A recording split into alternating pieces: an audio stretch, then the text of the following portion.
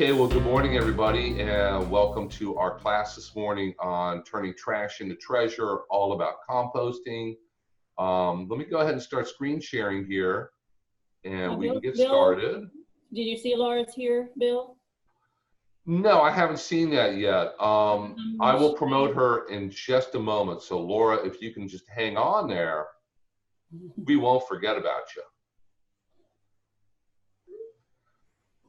Okay, there we go. Hopefully everybody can see that. And we're going to be talking all about, we're going to cover everything you need to know about recycling yard waste into compost.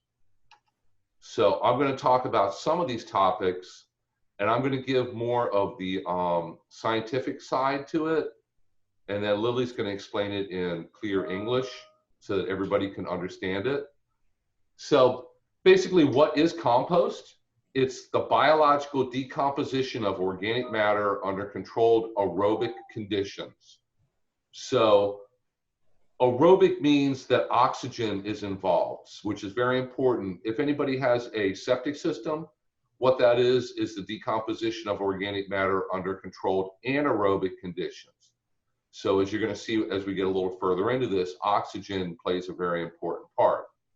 So compost is just the either partly or fully decayed plant matter. That can include animal manures, which Laura's going to talk about at the very end because you have to be especially careful with that.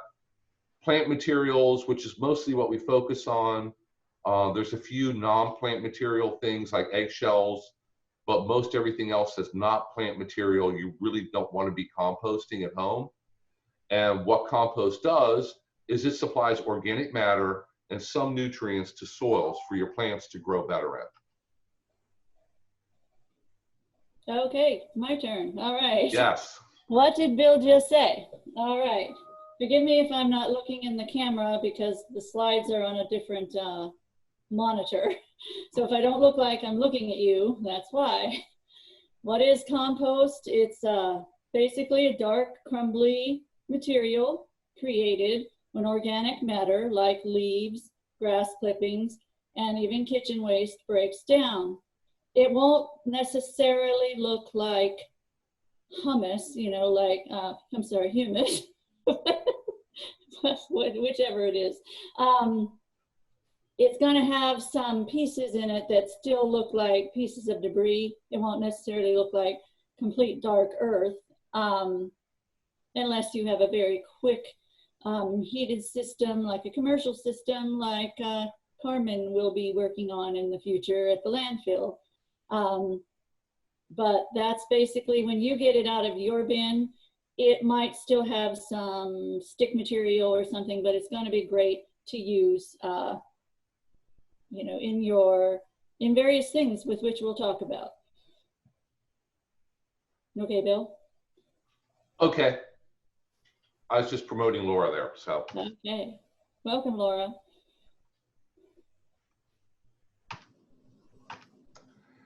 And my PowerPoint's a little hung up here. There we go.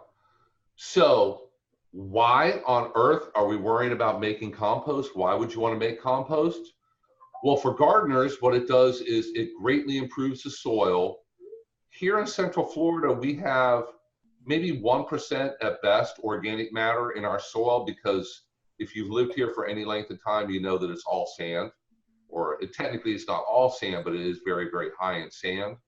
And we only have 1% organic matter. If you've moved here from another state, if you moved here from the Midwest, let's say Illinois, Indiana, Iowa, they have about 15% organic matter out there. So it varies depending on where you live in the country. But here it's especially important because we have so little organic matter in the soil naturally. You really need to make it by making compost and add it to your soil. It improves the soil by holding the water a lot better, because sand is good because it has very good drainage. So if you get 20 inches of rain in a tropical storm, I know my yard, the water starts to pile up and get a little deep, but it does drain pretty quickly because it's so sandy. But the problem is, if you have a garden, it's going to dry out very quickly. So that compost or organic matter helps to hold the water in. It conditions and improves the structure or porosity of the soil. increases your soil's resistance to wind and water erosion. It actually helps to hold the soil in place better. Compost is very important for living soil organisms because, you know, in healthy soil, you have millions of bacteria and fungi and single cell organisms all working together to help recycle the nutrients that are important for plant growth. It reduces the rate of nutrient release and buffers the soil from chemical imbalance. So it helps to keep the pH of your soil steady. It keeps the pH from bouncing up and down a lot and kind of slowly releases nutrients over a long time.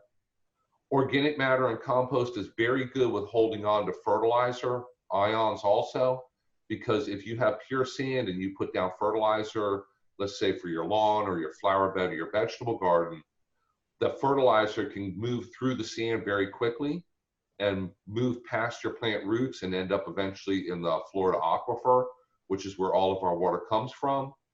The organic matter actually holds those nutrient ions for much longer until the plant roots can grow and get to them and take those nutrients up. And compost or organic matter really helps to decrease the amount and level of plant diseases. Because if you use compost or organic matter as just a mulch, it helps to hold in the fungal diseases and fungal spores that are in the soil and creates a nice healthy community of microorganisms, so you're going to have far fewer problems with plant diseases. So why does everybody want to compost? Because we'll drag Carmen back in at the very end of this to talk a little bit more about why composting is so important for everybody and what we're doing to encourage it. Because at least 20% of the solid waste in landfills is yard debris, kitchen debris, other things that could have been composted. 68% of municipal solid waste is organic and could be composted. All those organic materials can contain essential minor elements, which is basically free fertilizer for your plants or for your lawn. And it's an energy efficient way of maintaining plant growth.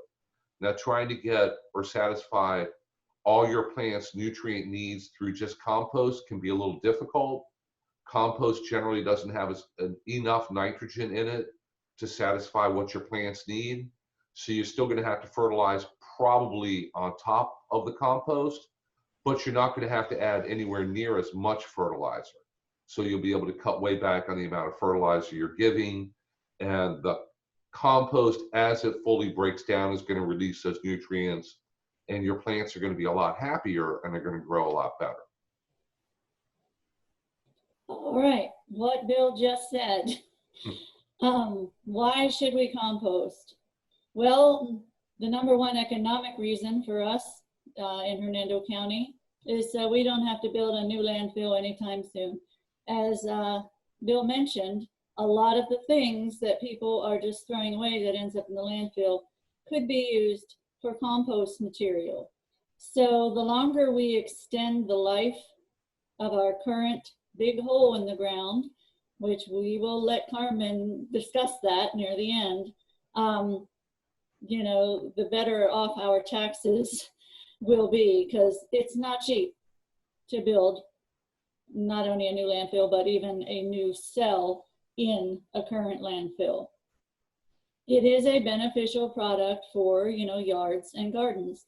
As Bill said, it's not fertilizer. There's not going to be near enough nitrogen or other things that your plants need. But what it does is it provides trace amounts of these good elements that our plants need. But really what it does is, in our sandy soil, it helps improve the texture and the structure of that sandy soil, so that water, for one thing, but also nutrients, are not going to be leaching through and escaping as quickly. And there are other ways you can use it. You can, which I think we'll let Carmen talk about, there's a product out there made from compost called Command. That's the brand name. It has 1 M. And we've known people, Bill and I, who have put it down before they put new sod down.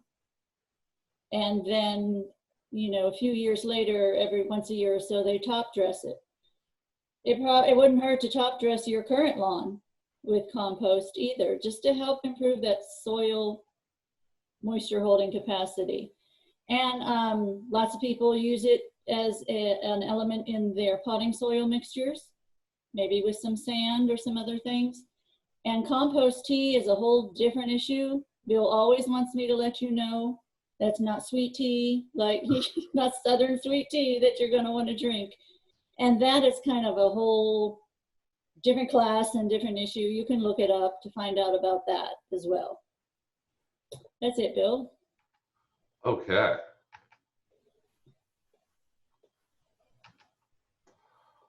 Oh, me again. Mm-hmm. As I said, I think I already just described all this. Not only will it help, people come here and they complain, I have nothing but sand. And we do have to remind you, sand is a soil. I mean, it's a type of soil. If you came from a place that is very clay-like or very compact, then you have problems too. You have problems with enough oxygen getting in the soil. You have problems with drainage. So sand is a type of soil, and people say nothing grows in Florida. Well, I encourage you to look out a window. You know, you're not going to see a desert. Things do grow in our sand, but it does help when we're trying to have a landscape, hold the water in a little bit longer. I already talked about the structure and condition. And also, then we don't lose as much soil to wind and water erosion as well. So, oh, another one for you. Another one for me. The other thing, and I think Bill talked about this, it supports living soil organisms. Just like this picture up here, that's exactly what they look like. This is a photograph of a soil, the organisms in our soil. So, from high school biology class. Yes, it reduces the rate of nutrient loss. So the nutrients that you do have there, it helps keep it there a little longer and buffers the soil from that chemical imbalance that Bill talked about. So that improves plant and root growth. He mentioned it suppresses plant disease. Carmen has a story about citrus greening that he heard about, and I'll let him tell that story, where compost was kind of beneficial for citrus growers. As we keep saying, it helps hold the soil together, and it has a little tiny bit of nitrogen, sulfur, and phosphorus that basically helps supplement you know, what's already in your soil or what fertilizer gives. Okay, so what happens to soil organic matter? And I've spoken with people who have moved here from, let's say, Pennsylvania, New York, New Jersey, and they say, oh yeah, I had a huge garden up there and I got a whole truckload of compost. I worked into my garden and everything grew great for years and years and years. Here you have to keep making compost and keep adding it, because if you make a lot of compost, you work it into your garden and everything looks, you know, black and crumbly and great, you plant your plants. If you look again in a few months and you run your hands through the soil, it's all sand again. It's like, where did my compost go? Yeah. It's because it could be lost through erosion, but that compost or organic matter is basically eaten up by the soil microbes. So the microorganisms in the soil will completely consume the organic matter. It ends up being released as carbon dioxide, water. How quickly this happens depends on the moisture level, the aeration or amount of oxygen in the soil, and temperature. And decomposition in Florida is very rapid. If you take a banana peel and throw it out in your backyard, as long as an animal doesn't eat it tonight, it's going to break down and disappear very, very quickly. And it happens here in Florida all year long, because in the winter, the ground doesn't freeze. Up north, things don't really decompose in the soil during the winter when the ground is frozen. Everything is kind of on vacation and they take a break for a couple months, but here it goes year round. So you're in a situation where you're always having to make more compost and add more compost. For a vegetable garden, it's a never-ending kind of process. So don't think that it's just a one and done. I'm going to make a bunch of compost, work it in, and everything is fine forever. It won't be. When the soil microbes go on vacation up north, do they come to Florida with the rest of the snowbirds? No, I don't think so. I'm sure that they'd like to, but they stay up there on the frozen ground and hibernate basically for the winter. Okay. Basically what he said, I compare it to a Pac-Man game. Let's say that the Pac-Man is those microbes. And it's eating it up. It's eating up all those, the good things. And like he said, they never go to sleep in Florida. Our ground never freezes. We don't have such a thing as permafrost. That's kind of why that ties into how we protect plants during a freeze, why you want to put a tent around the plant instead of lollipopping the plant, because you are attempting to capture the radiant heat from the soil. It's never really going to get below about what, 48 or so in the soil, Bill, I think it is. Yeah. About that. Yes. So these microbes stay alive in that temperature. So they're always, always, always working. And like Pac-Man, they're always eating. And so the ghosts are the upgassing, you know, the CO2 that he talked about. That's that they're either losing it that way or the microbes are eating it. And that's why we, you know, we don't keep it as long as they do up north, because it's always in process of being decomposed and eaten up by the microbes. So what do you need for creating compost? That's really pretty simple. You need the materials, the proper materials that you're going to compost. And then you need the microorganisms, which are primarily the bacteria and the fungi that do all the work. They actually consume and break down the material. You need oxygenated air. Remember, we're using aerobic bacteria, not anaerobic bacteria. Moisture, because the bacteria and the fungi, they get thirsty, they need to drink. They need carbon materials for food, and then nitrogen materials for energy in the proper ratio. And we're going to show some of the different materials you could put in. And if you get those levels or ratios really, really out of whack, you could have problems in your compost pile. Then after that, the composting just happens all on its own. Like I said, you can throw a banana peel or an apple out your back door, and it's going to compost naturally. You don't have to buy products. You don't have to buy a compost starter. It's going to happen naturally all on its own. All the bacteria that are needed are all in the environment outside. If I throw a banana peel or an apple out, the tortoises eat them.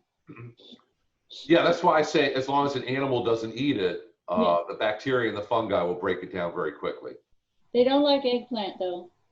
Oh. No, I might have an eggplant growing next year because the tortoise doesn't like it.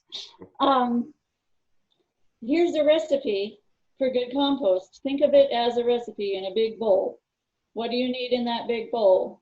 You need the good bacteria and the fungi, which exist naturally. You don't have to go find it. It's there. You need oxygen. That tends to be probably one of the biggest problems when people have problems with compost piles, is there's not enough oxygen getting in there. And then you have, like he said, an anaerobic activity, which creates smells. We'll get to that in a little bit. You need some moisture, not too much. And you need a combination of the carbon and the nitrogen, which we break down into browns and greens. And the next slide, I will show you what those are. Okay, what do we call our browns? That's the carbon, remember? So, landscape material, anything you got out there, fallen leaves, twigs, chipped branches, palmetto branches, palm branches, anything out there. Shredded newspaper and cardboard, even shredded bills. I have a bed full in the other room, in the guest room, on the guest bed, waiting of old bills, waiting for me to shred them. And then I'm going to add those to the compost pile. You don't want the plastic windows because those will never go away. So you got to take those out. Even cardboard, even paper towels, plates and napkins, as long as they're not greasy. They work too. Coffee, well, yeah. We get over to the greens, kitchen scraps such as coffee grounds, but I throw in the coffee filter. So that kind of brings, you know, your carbons in as well. Vegetables, eggshells, fruits, tea bags, all of those things. The only thing you don't want to put in is animal products, except for the one I mentioned there, eggshells. Animal products and compost just don't work very well. The microbes, you know, don't eat it down as well. Plus, you're going to attract rodents, and it's going to cause a lot of issues. Farm animal manure, we're going to let Laura cover that and all about that. Grass clippings. The best thing you can do with grass clippings is just let them fly when you mow, because that's great for your lawn. But if you feel like you have to bag them up, don't bag them up and throw them away. That really makes zero sense. So you can bag them up and compost them. Be careful about having too much of that, though, because it can create like a thatch layer and not let anything else happen in your compost pile. And of course, young green weeds, not weeds that have gone to seed, or herbaceous plants, and not ones that you have treated with anything. And we'll cover that as well. I think that's it, Bill. There you go. Okay, so for aeration or getting oxygen and fresh air into your compost pile, this really helps to increase the microbe, primarily the bacterial populations, and it reduces unpleasant odors. Because if your pile does not have enough aeration or air inside of it, you're going to be promoting the anaerobic bacteria, and they break things down just great. But the problem is when they do it in a really stinky manner. So they're kind of stinky bacteria. The aerobic bacteria are generally not going to be stinky. So how do you aerate it? Here's a picture here. You can find something like this. I just found that on Amazon.com a while back. It's what looks like a big corkscrew that you could use in a compost pile. You can poke it in there and kind of turn it like a wine bottle opener or something to loosen your pile up. This is the reason why people turn compost piles, is to let fresh air inside of it. Some people, if you have a very large pile, when you're putting it together, you can lay PVC pipes with holes drilled in it, and that way it's kind of a way to let fresh air from the outside of the pile into the very center of it. Another trick you can do is if you're using a lot of grass clippings, ground leaves, fairly fine materials, if you throw a couple of bush branches in the middle to create air pockets in the center of the pile, that helps to keep air in the middle for longer. So what you don't want to do is use a lot of really finely ground materials and pack them together really tightly, because what that does is it pushes all the air out of the center, and now the bacteria in the very middle of it can't breathe because there's no fresh air in there. So like I said, here's a picture of a young lady turning a traditional compost pile in a compost bin. So you need to, if your pile starts to have any kind of like ammonia or other offensive odors, one of the problems that could be causing that is a lack of air or oxygen in the center. So either turning it or fluffing it up some to let the air into the center is really going to help with that. A little hint, well, when we get to water, we're going to talk a little bit more about this, but another problem that can cause offensive odors is if your pile is way too wet. Because if your pile gets too wet, what does the water push out of the center? The oxygen. So now your pile is too wet, there's no oxygen in the center, and you're going to have the same ammonia kind of problems. That's from a chemical reaction where it's turning the nitrogen back into ammonia in the center, and you don't want that. So keeping it aerated and keeping it moist is going to help avoid those problems. All right, as we're talking about, what if it stinks? Probably you've gone too heavy, you know, with the excess nitrogen. So you want to put more of the carbons in. Right now, I know I have too much kitchen scraps. So I need to gather up stuff from the yard, which isn't hard. I could do it like on the way to my compost bin to throw in there. or I need to shred up those bills that I have, you know, and get some of the carbons in there as well to break that up. Or it's too wet, like he said. So, you know, open up the pile, add some small particle material to soak up some of that maybe, and turn the pile. A lack of oxygen is also going to make it smell bad. So like you said, if it's compacting too much, it won't let any air in. So he said, put in branches. You can create little teepees in there. Palm branches, palmetto branches work great to do that. As he said, the PVC pipes, you know, that's kind of a really cool idea. Put that in there and that lets, you know, it kind of gas off. If you want to, you can go purchase these aerator products, but a pitchfork works pretty well. Some of the compost bins that you have actually turn, you know, they got that kind of built into the product. And the other thing, and this is also, I'm preaching to myself, take those kitchen scraps out before they start fermenting in your kitchen. So, you know, they can do what they're supposed to in the compost pile. I have a coffee bin that my husband just throws the used or the coffee grounds and the filters right in, and I throw fruit and everything in there, and you really want to get that out every day. So moisture is another very important component along with fresh air and oxygen. The bacteria need moisture to thrive. That ideal moisture level is going to be about 40 to 60%. And you need to check your moisture level regularly because the bacteria and microorganisms can use the water up very quickly. And if your pile completely dries out, it doesn't really hurt anything, but it's not going to break down. It's just going to sit there and really not do much of anything until you give it the right amount of moisture. But like I mentioned earlier, if you get it to way too much moisture, that's going to be a problem also. So you have to get it kind of just right in the middle. So how do we know how much moisture should be in there? Well, it should feel like a wrung out sponge, you know, like a sponge that you just wringed out,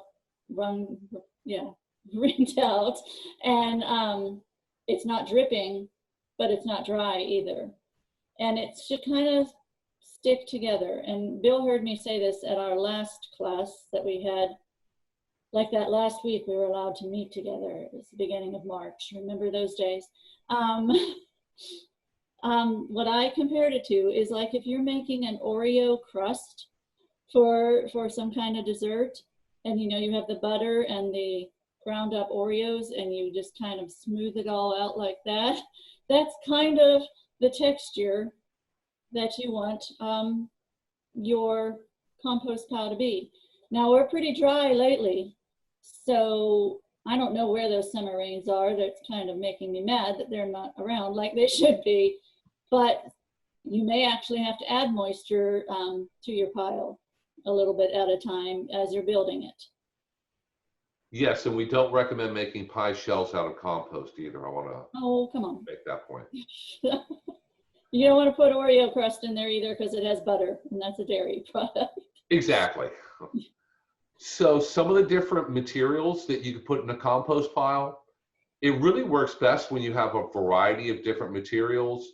If you make a good sized compost pile out of 100% kitchen scraps or 100% sawdust or 100% grass clippings, it's not going to work well. You need to have a mixture of different materials in there. And you're looking for a carbon to nitrogen ratio, ideally 25:1. So 25 parts carbon to 1 part nitrogen. So if you look on this chart here of different things that could go into a compost pile, if you look at the extreme ends, chicken manure is very, very high nitrogen. So it's going to compost pretty quickly. It may do so in a stinky manner because it's only 7 parts carbon to 1 part nitrogen. So that's pretty high nitrogen. If you look at the other extreme, sawdust is 450 parts carbon to 1 part nitrogen. It'll turn into compost, but it might take years for it to do so. So materials in moderation is very, very important. And obviously, if you put in a mixture of some chicken manure and the leftover bedding from that, and some sawdust, and some grass clippings, and some straw, and some paper, a little bit of everything, you're probably going to get the right mixture. But ideally, you want to have about 25 parts carbon for 1 part nitrogen. A lot of times when somebody has a problem with their pile, it's because they put nothing but kitchen scraps, which are very high in nitrogen. So food scraps are only 16:1, and that throws things off. You're never going to be perfectly 25 parts carbon and 1 part nitrogen, but that's kind of the ideal range that you're really shooting for to get the mixture of ingredients correct, so it's going to compost correctly. So what kind of things can you compost? Any leaves, yard waste, pine needles if you have pine trees, any kind of tree leaves when they come down, whether that be oak leaves in the spring, maple leaves in the fall, grass and lawn clippings, wood chips and sawdust, they're just fine in moderation. You can't make it all sawdust. Kitchen wastes are very, very good to throw into compost. They contain a really good variety of different nutrients that when it composts are going to go back into your soil and back into the plants. Manure, and like we keep saying, Laura's going to go all about manure at the very end here and give the cautions with that. People sometimes ask, can you put ashes in compost? And the answer is yes, but you want to make sure it's clean wood ash. So if you are burning, let's say, treated wooden pallets, you probably don't want to use that in your compost pile. And you want to use ashes in moderation because they're very high in potassium, which is very good. That's adding potassium as a nutrient into your compost and back into your garden. But ashes are very, very, very high pH. And if you throw a lot of ashes into your compost pile, you're probably going to throw things off. So moderation is very important when composting also. And here's what not to compost. Human or pet wastes. We don't want to use our cat litter or pick up after our dogs and throw it in there. Really any kind of carnivore waste, just because of all of the pathogens. Even if you are a vegetarian, I still wouldn't want to use human waste either because of the pathogens that are in them. And it's just, it's not worth it, and it won't work in your compost pile. Bill kind of touched on chemically treated wood, like if you burn it, you burn an old picnic table or pallets that have been treated. You don't want to throw in raw wood that has been treated. Raw branches are fine, but nothing that may have been treated with any kind of chemical. As I mentioned, meat or dairy or any animal products except for eggshells. Diseased plants or weeds that have gone to seed, because the piles that Carmen are making, which will be commercially available in the future, those get really hot, and those will probably kill out any kind of weed seeds, and they're going to have a system that watches to make sure they get to a certain temperature. On your everyday homeowner compost pile, probably won't get hot enough to get rid of the diseases or even the weed seeds. So if you try to use it elsewhere, you could be spreading that problem. It may not have gone all the way away. The same thing with if you have ever treated it with a pesticide or an herbicide or something, it could show up and have residual effect for the areas you want to use it later.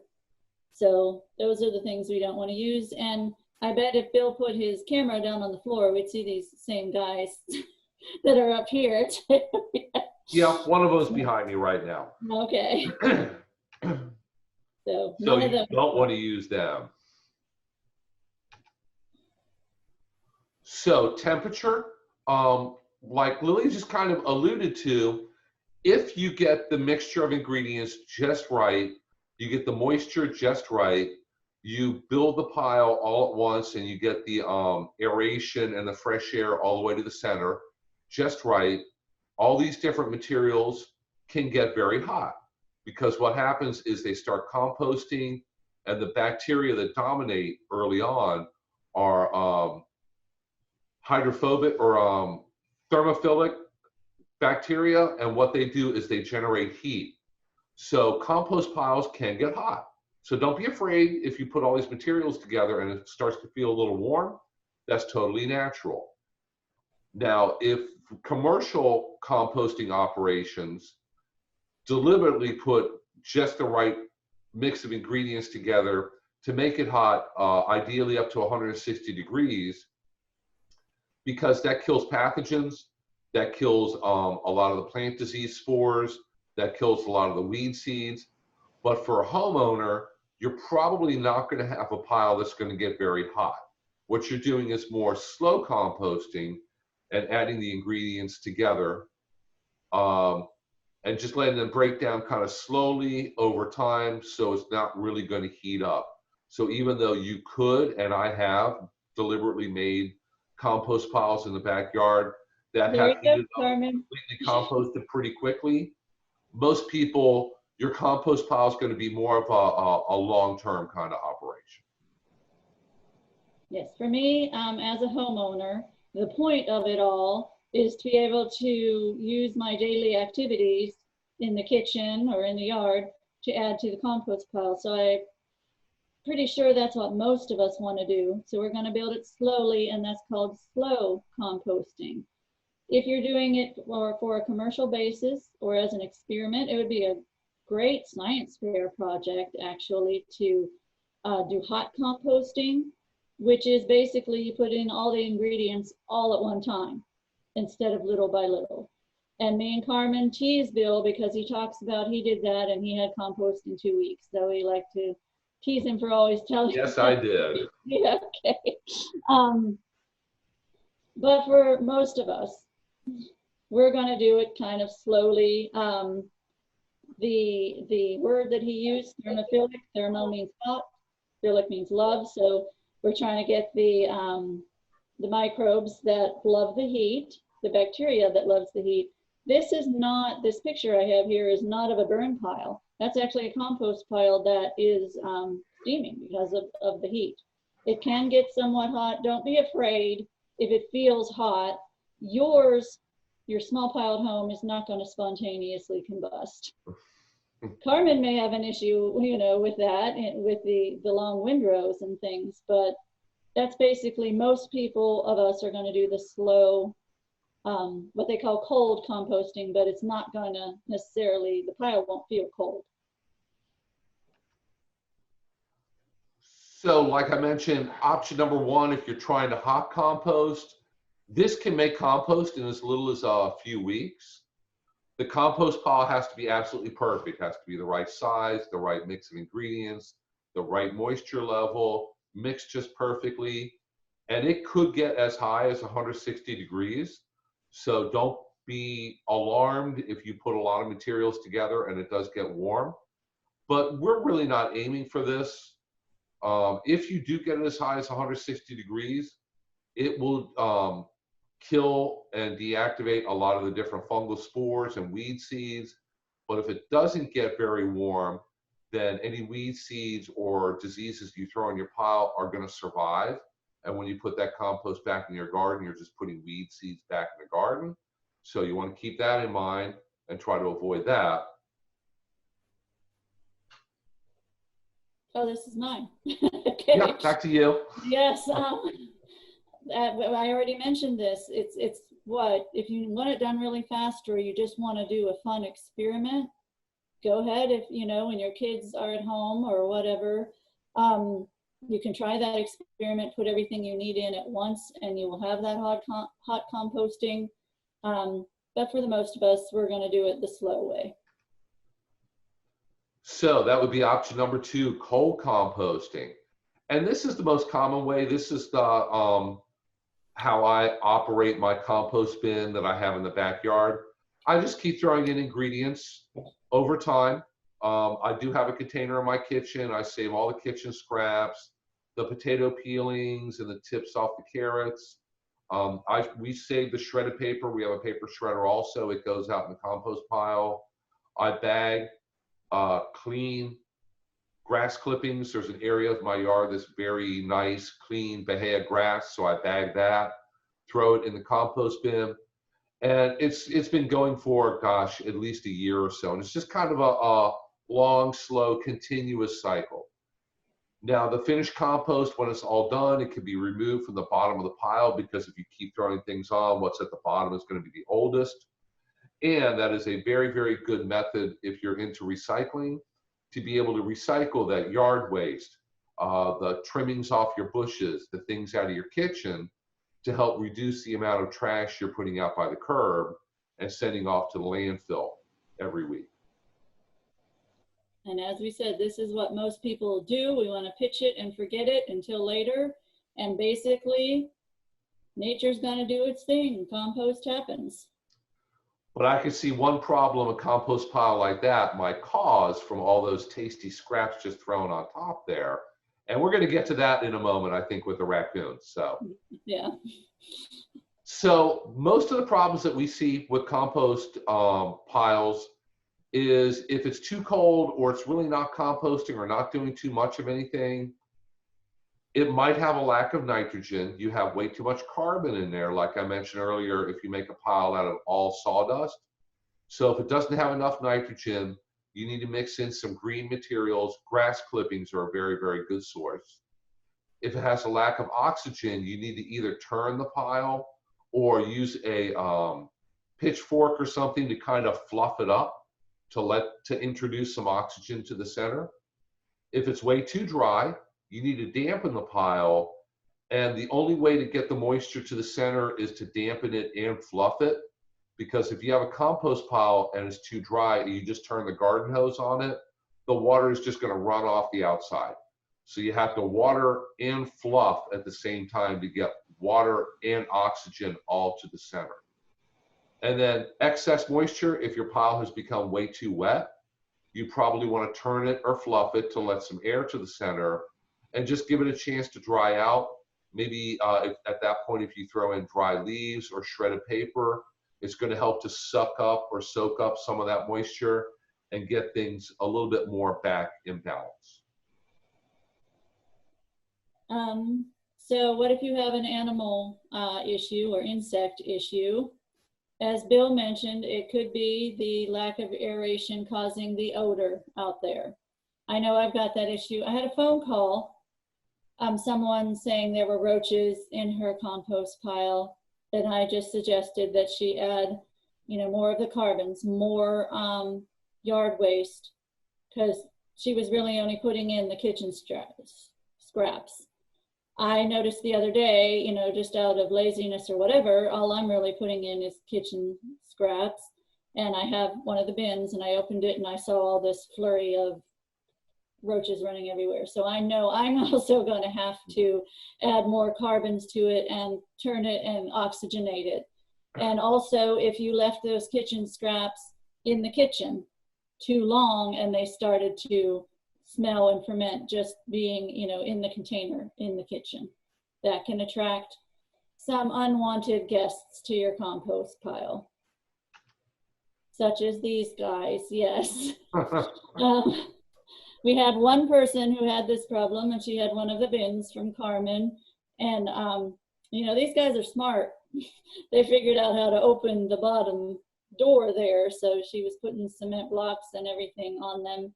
And I don't see all the participants, so I'm not going to mention whether or not she may or may not have been related to me, but that was the only raccoon problem that we have had at this point yet. So yeah, you can on occasion have issues with animals. Like I mentioned that picture a couple slides ago, if you have a compost pile, especially an open air one, and you just take a lot of fruit and vegetable scraps and throw them on top, what happens is late at night when you're in bed, that becomes an all-you-can-eat buffet for any little animal that lives in your neighborhood. What works really well is if you take a pitchfork and kind of open the pile up and throw the fruit and vegetable scraps to the center and close it back up. it makes it a lot less enticing for them and a lot more difficult for them to get to. And anything thrown to the middle of the pile is going to break down very, very quickly.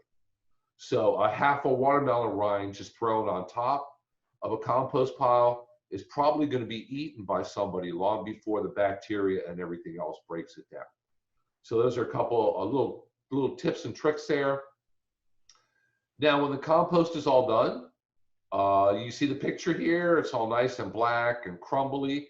You can get a screen and sift it, and that way you sift out the pieces and chunks and little bits of twigs and a half a corn cob that haven't completely broken down, and just throw them back up into the top of your compost pile.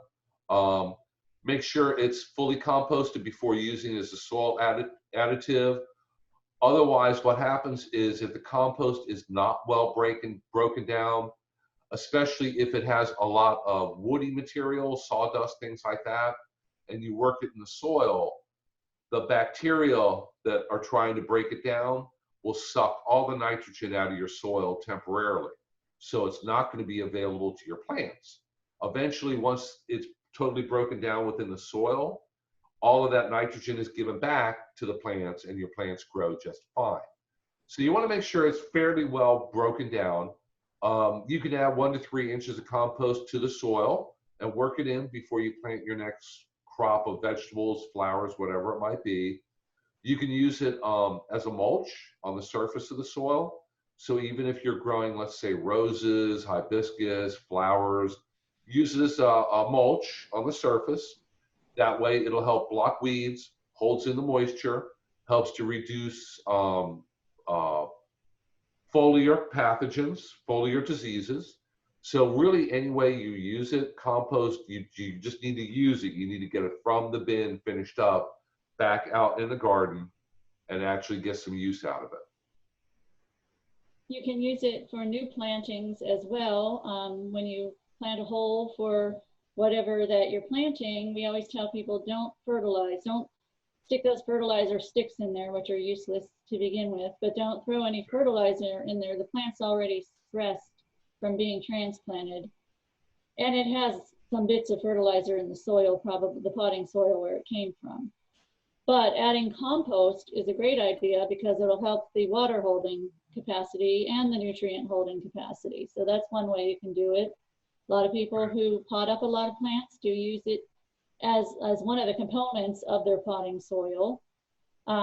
You can top dress it over your vegetable garden or side dress it, however you'd like to do that. And as I mentioned before, for lawns, now for those of us who aren't going to be getting new sod, we can use it, like spread it almost like a fertilizer over top of our lawn, and it'll go down into the soil and help with the nutrient holding capacity and the water holding capacity.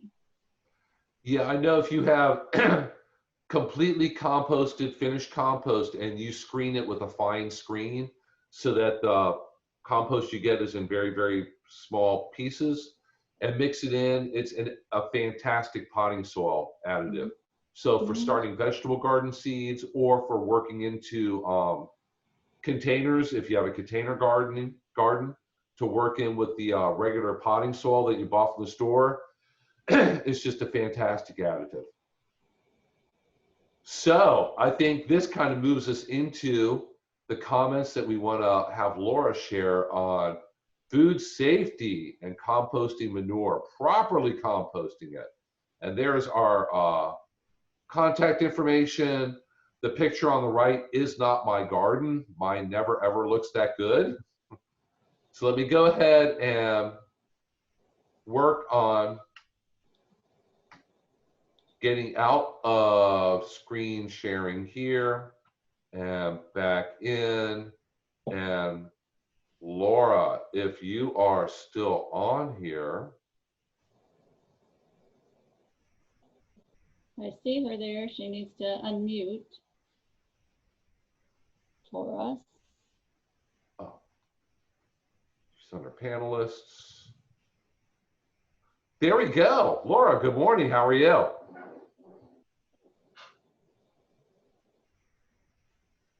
Okay, good. Now I'm unmuted. There you Okay, great. I can hear you. And Yep. now I'm trying to find my go. video, but I can't to share my video. Share myself, I guess. Well, we can hear you, and we can see your PowerPoint. Sorry. I guess once I shared my once I shared my screen, I can't access to share my picture of myself, but that's fine. All right, so what I'm going to share with y'all today is some information about composting manure from my perspective, which is a little different from the gardener's perspective. And so the idea of composting manure, I'm going to take it from a horse manure perspective, because there was a big push a few years ago when our basin management best practices plan came out to get the horse farms to compost their manure, because they needed a way to handle it in such a way that was going to be good for our water. And so there was a lot of research and information put toward this, and I think it's easier for people probably to have access to horse manure, because people with horses are always looking for ways to get their stall waste, I'll say stall waste, taken care of, because there's no one really in Hernando and Pasco to pick it up. And so we want them handling it correctly. So the focus has mainly been on the producers of this manure, but we're going to kind of look at it from the other side as users of the manure. So I call this one manure mania, because a 1,000-pound horse can produce nearly 10 tons of manure in a year, because they eat and they eat and they eat. And that relates to about 2.4 cubic feet per day, especially if you're going to bring in some bedding. If they're being put in a stall, that bedding has to be replaced frequently as well. And that can create a lot of waste. And as I said, they're always looking for outlets to get this waste removed. So horses digest about 60% of the feedstuffs that they take in. Our grass in Florida isn't exactly the highest quality, so the digestibility on our grass it's kind of low. So there's a lot of fiber that's left over in that manure. So the components of 2,000 pounds of a ton of manure, it's got about 11 pounds of nitrogen in it, 2 pounds of phosphorus, and about 8 pounds of potassium. So if you took that and formulated it into a fertilizer formulation, you can see it's only like a 0.5, 0.1, 0.4 fertilizer. So it's not that spectacular in and of itself. So as you all have been relating, the point is not fertilizer. The point is how it can help with your soil and the water holding capacity and nutrient holding capacity as well. So why you do it? It improves the tilth and water holding capacity. So this term tilth generally refers to the physical condition of the soil. And it's good for seed germination, root proliferation, and it facilitates other processes such as water infiltration and aeration of the soil around that root zone. So we've seen some of the nice pictures of that nice soil. You can see some sand mixed in this as well. So that's our goal, is to create a very nice looking soil to be used for many things. So some of my statistics, you all, this is well, I created this presentation a while back. You all said 25 to 1. Some other information, I said 30 to 1. But our nitrogen, to repeat, it's fresh manure, your grass clippings and kitchen scraps and your greens. And carbon, and my point on the carbon here is that pine shavings and hay are carbon sources, and you're going to find that mixed in a lot of the horse manures because of just the nature of how they're housed a lot of times. So the manure, let me go back. The manure in and of itself especially when it's mixed with bedding, is almost already at that 25 or 30-to-1 ratio, because you are going to typically find quite a bit of bedding in there. And often the manure that horse owners would like to compost, it's going to already be mixed to a point where it's about ready to just go straight into your pile and just start mixing it. Some things you want to keep in consideration is, have the pastures been herbicided that the horses live on? And also, are they using larvicides? And I'll talk to you a little bit about those. So on the herbicide front, the majority of the pasture herbicides don't have a residual effect, but there are a couple that horse owners like to use. Broadleaf herbicide, so they won't affect your grass, but they will affect your tomatoes. So Grazon is one that they like to use that has no grazing restrictions. So, the horse owners like that because they don't feel uncomfortable using it to manage weeds in their pasture. However, it can pass through the animal and remain in the manure. Duracor is a newly released one. It's in the Grazon family, and it can have the same effect. So if you are going to approach a horse owner to get some manure, this is a question you may want to ask them and say, have you herbicided your pasture? And then you want to also find out exactly what they used. Some herbicides don't have this effect, but these two are pretty, especially the Grazon, are heavily used.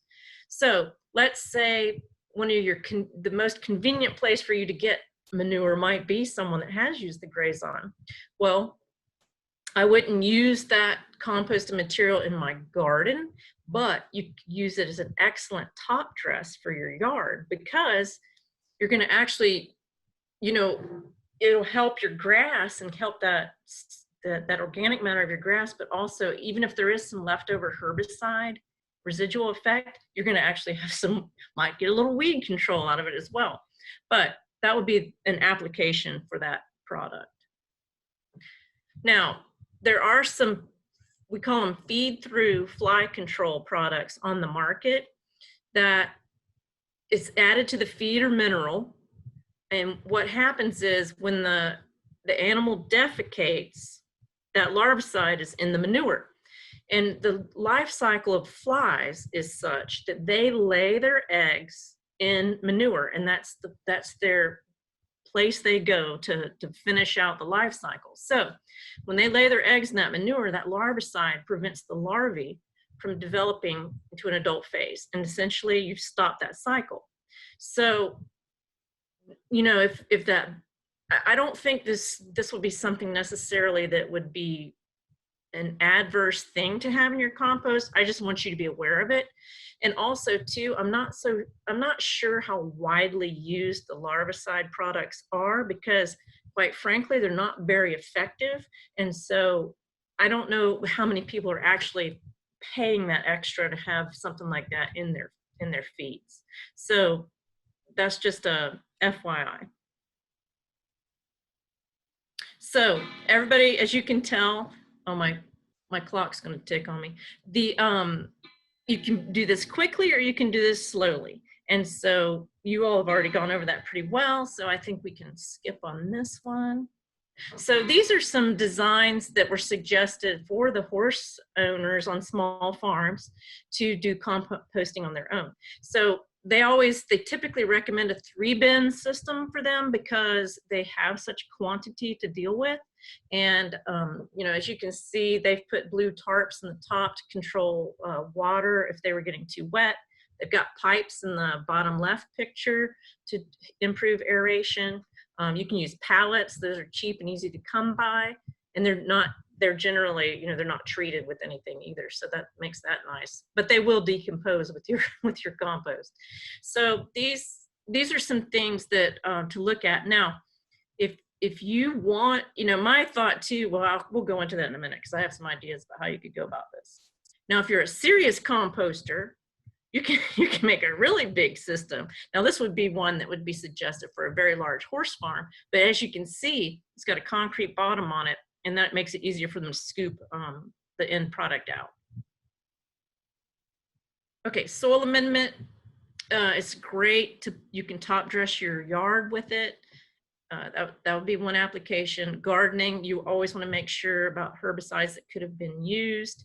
And then you could look at it as being a slow release, very slow release fertilizer, but it's not replacing fertilizer. So you have help from the experts that are composters. And also, I always say this is part art and part science, because it is kind of an art. And I actually, I guess it was last year, I did a request to all of my horse people on my list. And I asked them, I said, would you be willing to be contacted by people to get, if they wanted manure? And I have a list, I think it's about 7 or 8 people. I think most of them are in Pasco, that said, yes, contact me anytime anybody wants manure, bedding, including with the bedding, they can come get it. Now, my other thought was too, if you have neighbors nearby, especially on the east side of the county, there's a possibility to hook up with people there. There's also a possibility we could go through 4-H, and if there are some 4-Hers who maybe have small farms that want to get rid of manure, that's another way we could match people up. Because like this time of year, my daughter, her animals in the barn, we're cleaning stalls every day, because A, the flies, and B, just the cleanliness of it. So there could be a potential to make some connections there as well. The other thought I had is, I'm going to turn on my video now, is perhaps, let me do this. Okay. Perhaps another option would be to, if you find someone in the county that has horses and stalls, and you say, I'm interested in manure and composting it, you might offer to get a couple of pallets and bins and ask them to pile it for you there and do it off-site, and kind of form a relationship with them. You're helping them and they could help you, because that would be another possibility to see if your neighbor would be willing to do that, if you have someone nearby that has horses. But I did take it from that horse perspective, just because I think it's easier to come by. But if you're interested or would like more information, you're welcome to contact me, and I'd be happy to share my horse manure provider list with you if you think you would want to seek someone out to get some manure. That's what I have. If there's any questions. Okay, we do have a number of questions on here that we're going to get to in just a moment. But I wanted to ask Mr. Carmen Bruno, do you have anything you'd like to share with us? Carmen is with the Hernando County Solid Waste Department, and I'm sure he always likes to mention part of the reason why we are doing these classes and promoting this. From Extension's point of view, it's all about the plants and the soil and this and that. From Carmen's point of view, it's all about the landfill, because that's where he works. So Carmen, anything you'd like to add? Thank you, Bill. So just a couple of things. Y'all have been fantastic, and there's really not a lot of technical information that I can add to this. I do want to encourage folks that are listening to this video. Lily said it, Bill, you said it, Laura, you also said it. Compost is going to happen. It is definitely as much an art form as it is a science. If you're just diehard, want to get it done, then you can be a compost overachiever like Bill, or you can let science take its time, and you will eventually get compost. It's not going to happen quick, but you will get compost.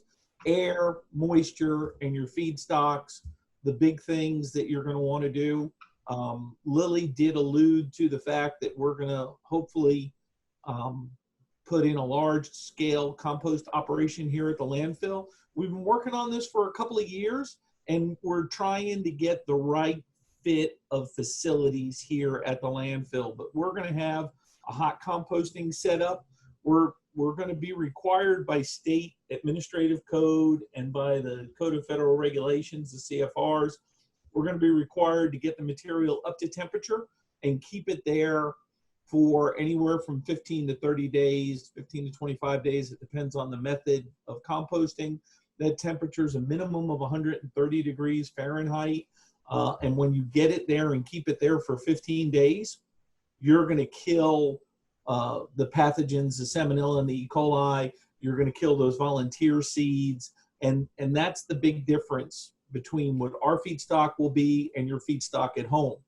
If you stick to the materials that we've talked about here for your home composting, then the only major concern you may have are some volunteer seeds. You know, maybe you did get a weed in there.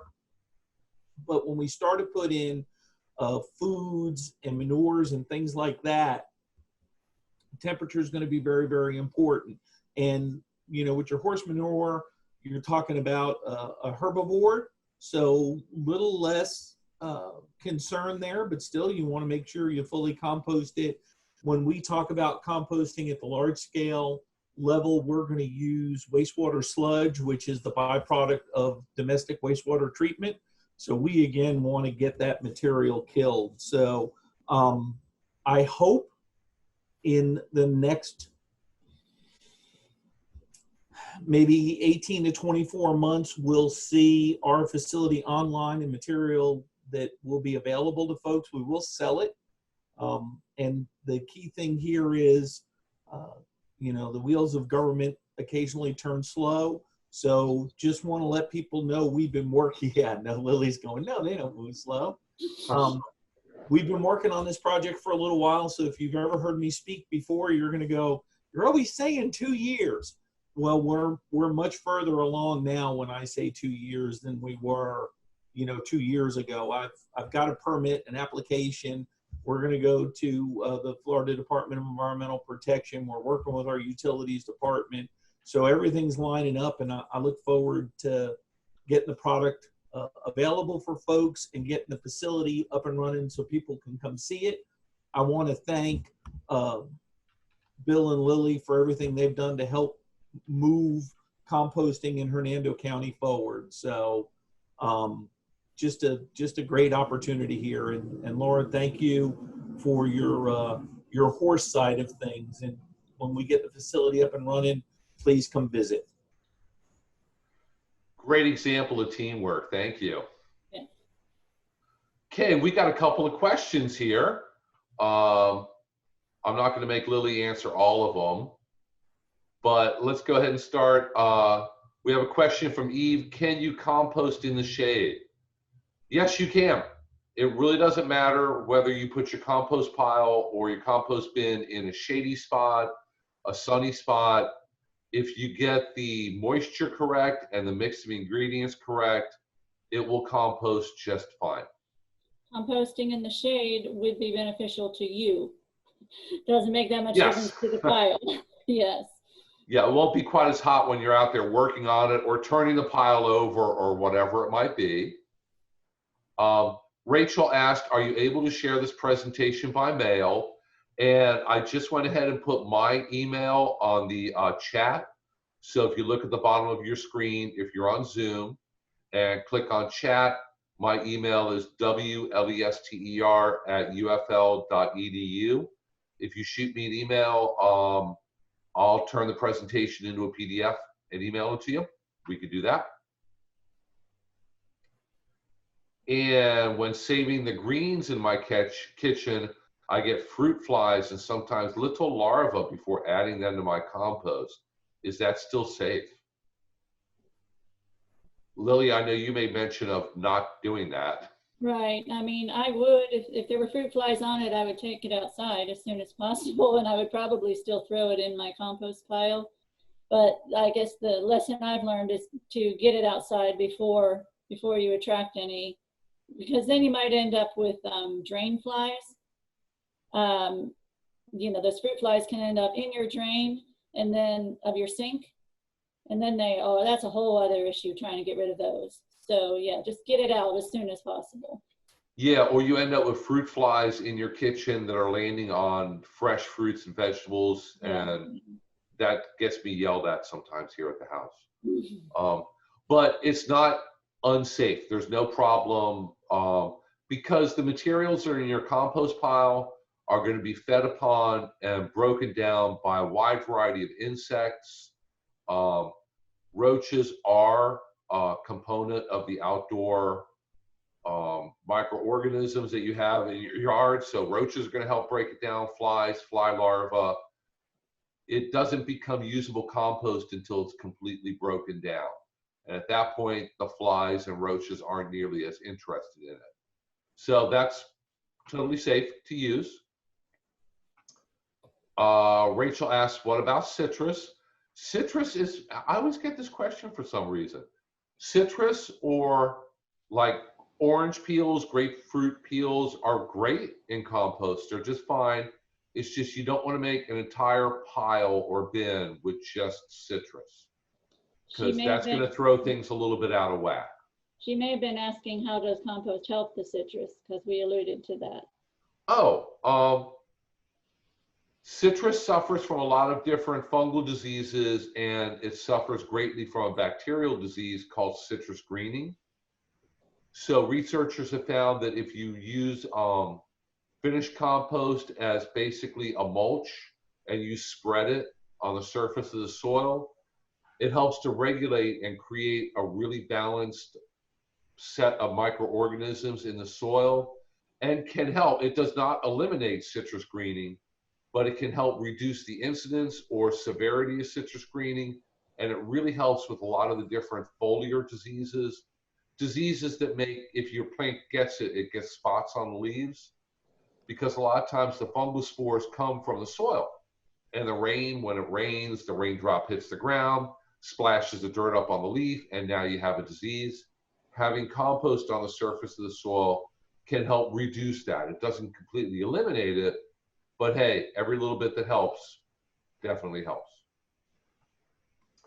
So Steve asked, some parchment paper from baking according to the manufacturers.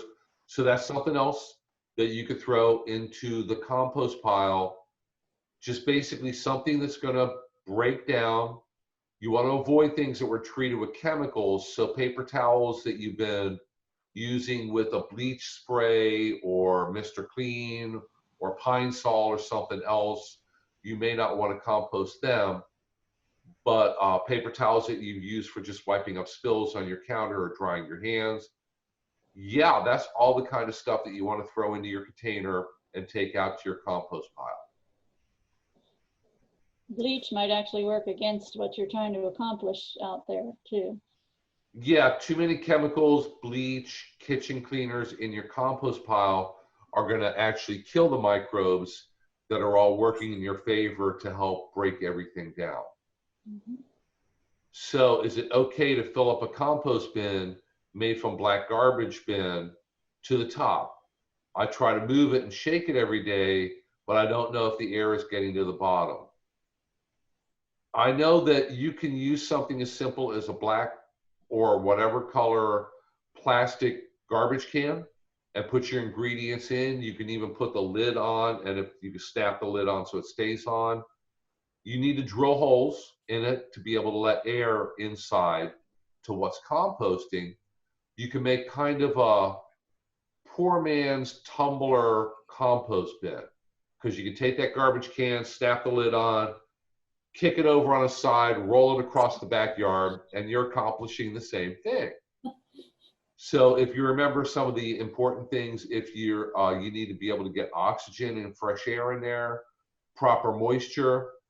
So if you're using a garbage container, you probably want to use one with a lid so that you're able to kick it over and roll it, because otherwise, no matter how hard you use a pitchfork, you're probably never going to get to the bottom. But those kind of systems can work very well. They might take a little longer to fully compost, but they can work just fine. I think that would be a good area to put some 2 or 3 PVC pipes all the way to the bottom as well, to let some of that oxygen in. But you had a very good point. You have to put holes in them, otherwise the moisture will stay and the oxygen won't. get in.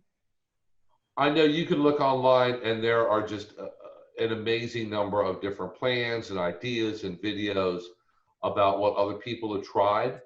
You could take a plastic trash can or even metal trash can, drill holes, and run pieces of PVC pipe through them with holes drilled in it. So that leaves access to the outside for fresh air to come into the center. And if you have those PVC pipes in it, if you kick the trash can over and start rolling it, it helps to break up the materials inside. So a lot of different options. You have some amazing lids on your trash can, Bill. You're gonna have to create something to hold it on. Yeah, because otherwise you're rolling the trash can around. If the lid pops off, the contents are gonna spill out, and that just turns into a big mess there. So it takes a little trial and error. Like I said, we really don't go into the different types of composting systems you can follow because there's so many of them out there. Maybe we need to do a presentation one day on just some of the different basic, easiest to use systems for people to build. So Mickey asked, can I compost paper towels after spraying and wiping with Windex or other cleaners, bleach? I think we already kind of answered that. If there's a little bit of Windex or bleach in them, that's okay. That's a little bit, is not going to throw things off. But if they're really soaked with bleach or other strong cleaners, it's going to be detrimental to the microorganisms that are operating in your compost pile. And what about horse manure? I know that Laura covered all that. Gabby, if you have another question specifically about horse manure, if you just put it at the bottom of the questions. Boy, the number of questions just keeps growing as I roll through it here. What happens when you just bury kitchen scraps, fruits, and vegetables? I did this before I started composting and wondering what happened to it and if I should dig it up and throw it out or not. That's a very good question. And this is, I think the term for this is strip composting.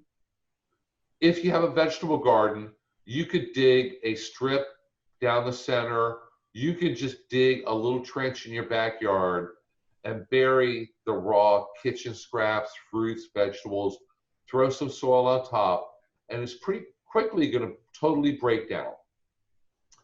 So what you're doing is very easily creating compost in the garden. So you can do this for a number of different reasons. If you're preparing a bed that you want to grow vegetables in or add to your vegetable garden next year, let's say, you can take a lot of these fruit and vegetable and kitchen scraps and bury them in the garden. They're totally safe. They're going to break down pretty quickly.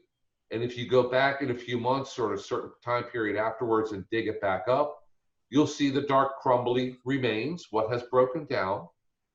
So you don't need to dig it up and throw it out. It's not going to hurt anything. That is basically creating compost also. So you can create compost in a pile above ground. You can dig a hole and bury it, throw some soil on top and create it underground. Or you can get any one of a million different types of containers, a trash can, an attractive bin, one of the tumbling ones, and create it inside of a container also. So basically, those are all just different methods of doing the exact same thing.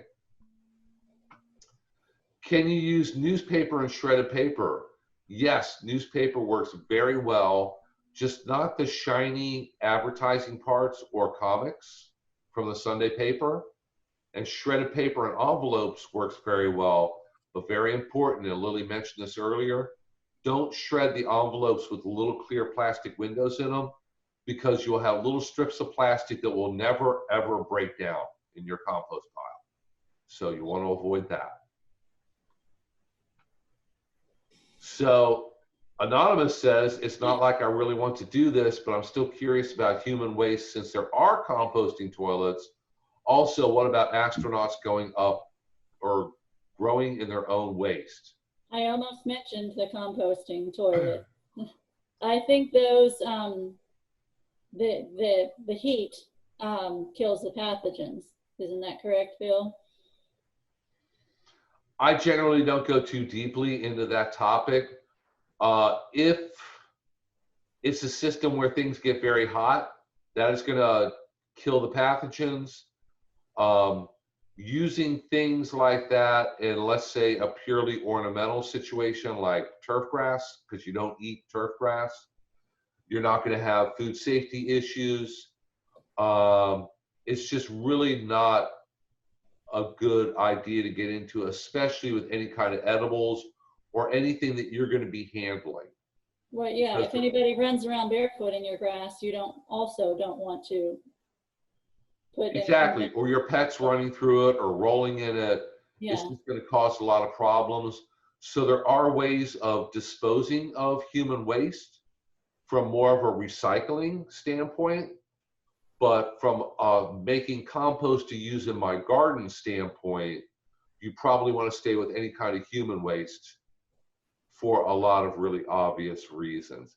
And the thing is, if you don't have to look very hard to find a ton of ingredients in your yard, from cutting your grass or trimming your bushes, or you'd never realize just how much vegetable waste you throw away that could be composted until you start saving it. And then it's amazing how quickly it piles up and you have to take it out. It piles up, you take it out. And that's all stuff that was going in your trash can, going up to Carmen at the landfill, that's now not going up there. And So as that's- Carmen mentioned, when he gets this system really rolling, he is going to take product from my department, which comes from all of you, and that will be the sludge. But as he mentioned, he's going to be closely watched by the EPA, that they reach certain temperatures to destroy any pathogens whatsoever. So. Okay, here, let's take one from Facebook. People are asking questions on there also. So Susan asks, number one, how tall can and should we let our compost pile get? And two, can you please clarify about whether it's advisable to put healthy weeds in the compost pile? I know for things to begin to compost correctly, your compost pile has to be at least 1 cubic yard large. So as a general rule, a good ideal size is 3 feet tall by 3 feet wide by 3 feet wide. Anything smaller than that, and you're not at critical mass for things to start composting correctly, you can build a huge compost pile if you want commercially. I'm not sure, Carmen, if you want to chime in with how tall your windrows are out there. They're 10, 20 feet tall. They make our windrows are going to be about 8 to 10 feet tall, about 12 feet wide, and depending upon where we are in the process, could be anywhere from 160 to 300 feet in length. The size of your pile is going to be set by your process and whatever method you're using. So when you look at the 3-bin system made out of pallets, then your pile is going to be about as high as a pallet. And once you fill that first bin, that's your trigger to go ahead and flip the compost, aerate it a little bit, get some moisture into it, flip it into the second bin. And then you fill the first one again, and again, that will be your trigger to move number 2 into 3, number 1 into number 2, and start to fill 1 again. So as you look at the methodology you're going to use, that'll kind of get you to your height. The compost bins that the county's been giving out for our in-person classes are about the cubic yard size that you're talking about, Bill. So we get critical mass, people make compost out of it, and once your pile is established, once your process is established, you'll see that in the bins that we give out, I've had a number of people that when they first got it, they went, oh, we'll fill this up in no time. Once you get the process started, then you'll start taking compost out of the bottom, finished material, and you'll make room at the top. And as things break down, you'll make room at the top. So great question, but you'll see that for your backyard home, you know, maybe 4 feet high by 4 foot wide. Okay, chances are you're going to be able to fit whatever materials you have in the pile, unless you're just blessed with a lot of materials to be able to make a lot of compost. But yeah, the 3-bin system is the traditional standard for a backyard. I used to have one. My wife always said it was very unattractive. I said, but it works. It works great for the garden. You enjoy the vegetables I grow. So you're kind of weighing the looks and the practicality out of it also. But we have a couple more here on Facebook Live. So Deborah asks, does green grass count as a green or a brown? That is a green. So freshly cut grass has a lot of water in it and a lot of nitrogen. So that's definitely a green ingredient, and one of the easiest to find green ingredients during most of the year here. Lena asks, would you recommend composting in a raised bed before filling it with dirt for planting? And that's a really good question. That's an interesting one. You could create compost actually in the raised bed before you throw the remaining soil on top and mix it up. Or you could fill your raised bed with soil and just have a compost bin or operation going and continue making compost and always working it into your raised bed. So combining the two would work really well. But sure, you could go ahead and actually, if you have the time and patience, because composting takes a little time, do it actually in the raised bed before you put the soil in and start making use of it. The problem is, as it composts, it's going to be a little tough. If you're using a raised bed made of wood, it's going to be a little tough on the wood. It's going to try to compost the wood. So that's kind of the only drawback I can think of. And Kim asks, can you do a class on citrus greening and how to save our lemon tree? I will make note of that, and we'll definitely put that in the lineup for in the future. Alexandra asks, and if Laura is still on here, here's one for her. Is goat manure as good as horse or cow manure? So what would be the differences between goat, horse, and cow manure? Well, goat is going to mimic cow manure most closely. So I would use it, and just make sure you've got, you're going to need to make sure you have the browns in there. But it would most mimic the cow manure. Okay. I think we have one more on Facebook Live here. Where can we find out updates about the compost progress at the waste station? So Carmen, I guess that's one for you. Oh, there we go. As we get closer to getting material out, we'll go ahead and do press releases and make sure that we're on the county Facebook page, of course, Lily's Facebook page. We'll do it through the extension office. We'll get the word out. And right now, I don't have good dates. Again, I've got 2 years. Yeah, I've got a permit application that we're reviewing. We've had a pre-application meeting with the DEP. So everything's lining up. So I hope within really the next 18 months to be composting. We already have a piece of property picked out here. So as far as when, please stay tuned to the outlet that you found out about this.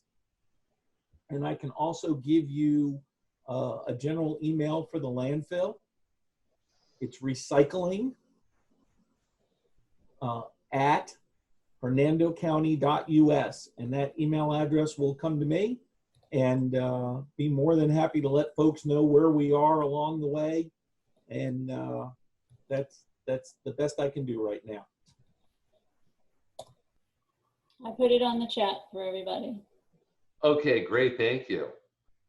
Okay, let's get through a couple more questions here, and then we probably need to wrap it up pretty shortly.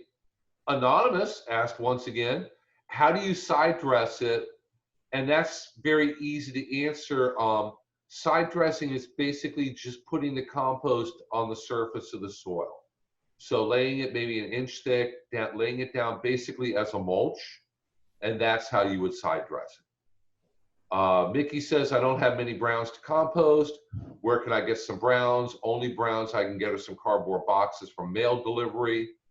I use a blender to liquefy my kitchen scraps and bury in the soil. Is it okay to do this? Is it safe to vegetable garden? With the second part of that, the liquefying the kitchen scraps, that's safe because as soon as you put it outdoors in the soil, the microbes jump on it and it breaks down very, very quickly. A good source of browns or high carbon material would be shredded paper. So if you have a paper shredder, shred more paper, shred more junk mail. I know that most of us don't have a shortage of junk mail. There's always plenty to choose from. Or another good choice for browns is if you go to a feed store and get a bale of hay. Hay is a very good high carbon compost ingredient also. Eve asks, is compost sold in garden shops good to use in compost bin? That's already completely composted and heat treated to make it safe. There's no bad pathogens in it. So you wouldn't want to put finished compost in the compost bin because it's already finished. The compost that's sold at garden shops is all completely ready to be worked into your garden and worked into the soil. I've answered some of them. Okay. Via text, typing the answer. I see one that's asking a question about sycamore leaves. She keeps getting conflicting information. I've never heard anything about sycamore leaves one way or the other. Have you? Sycamore leaves are fine. Really large tree leaves or any kind of tree leaves, you probably want to run over them with a lawnmower to grind them up. That's going to make them compost faster. So they're telling you it's time to wrap up.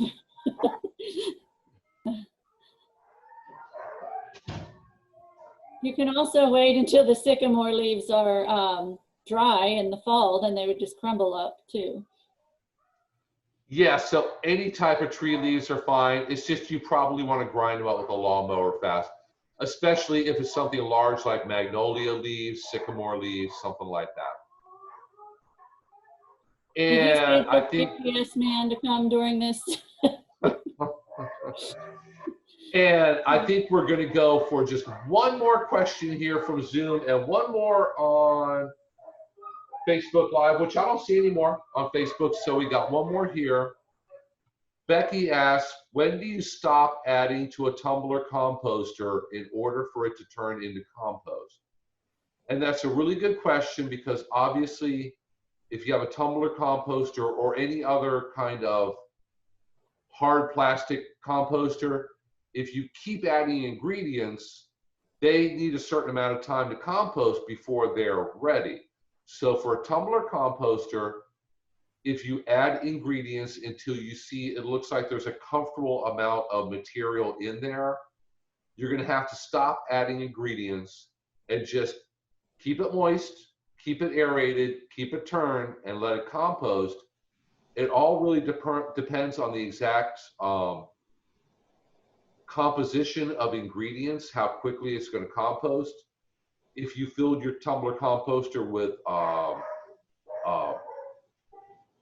tree bark chips or sawdust, it's going to take forever.